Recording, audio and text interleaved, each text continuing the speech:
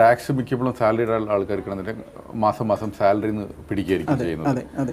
അപ്പോൾ സാലറി പിടിച്ചു കഴിഞ്ഞാലും ഈ ടാക്സ് ഫയലിംഗ് നിർബന്ധമായിട്ട് നടത്തണം, അതാണ് പറയുന്നത്. അതെ, ഒരു എംപ്ലോയർ എന്ന നിലയിൽ എംപ്ലോയർ സാലറി കൊടുക്കുന്നതിന് മുന്നേ TDS എന്ന പ്രകാരം TDS പിടിച്ചിട്ടാണ് എംപ്ലോയിക്ക് സാലറി കൊടുക്കുക. ആ TDS നമ്മുടെ അക്കൗണ്ടിൽ ഇൻകം ടാക്സിലോട്ട് എംപ്ലോയർ റെമിറ്റും ചെയ്യും.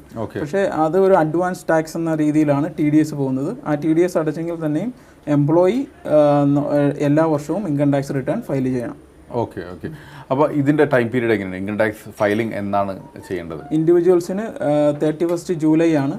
സാലറിഡ് ആയിട്ടുള്ള ആൾക്കാർക്ക് 31 ജൂലൈ ആണ് ലാസ്റ്റ് ഡേറ്റ്. ഈ വർഷം അത് 31 ഓഗസ്റ്റിലോട്ട് എക്സ്റ്റെൻഡ് ചെയ്തിട്ടുണ്ട്. ഓക്കെ, അത് എല്ലാ വർഷവും ഈ എക്സ്റ്റൻഷൻ ഉണ്ടാവും? എല്ലാ വർഷവും എക്സ്റ്റൻഷൻ ഇല്ല. എന്തെങ്കിലും ഇപ്പോൾ സ്പെഷ്യൽ റീസൺ കൊണ്ടായിരിക്കാം ഓരോ വർഷം എക്സ്റ്റൻഷൻ വരിക. ഓക്കെ. അപ്പോൾ ഇത് ചെയ്യണത് ഓരോ കമ്പനിയുടെയും HR ചെയ്യോ അതോ ഇല്ല, സെപ്പറേറ്റ് ഇൻഡിവിജ്വൽ ഓരോ ഇൻകം ടാക്സ് റിട്ടേൺ ഫയൽ ചെയ്യുക എന്നുള്ളത് ഓരോ ഇൻഡിവിജ്വലിൻ്റെയും ലയബിലിറ്റിയാണ്.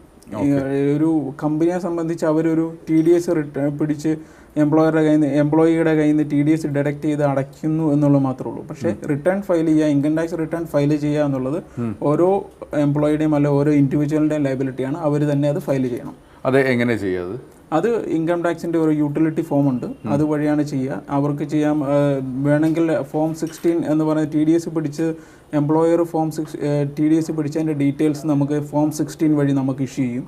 ആ ഫോം 16 ഉണ്ടെങ്കിൽ നമുക്ക് ഡയറക്റ്റ് ഇൻകം ടാക്സിൻ്റെ സൈറ്റിൽ കയറിയാൽ നമുക്ക് ഡയറക്റ്റ്ലി ഫയൽ ചെയ്യാൻ പറ്റുന്നതാണ്. ഇല്ലെങ്കിൽ നിങ്ങൾക്കൊരു അത് പറ്റുന്നില്ല, സ്വന്തം ചെയ്യാൻ പറ്റുന്നില്ലെങ്കിൽ ഒരു എക്സ്പെർട്ടിൻ്റെ ഹെൽപ്പ് എടുത്തുകൊണ്ട് നമുക്ക് ഫയൽ ചെയ്യാൻ പറ്റും.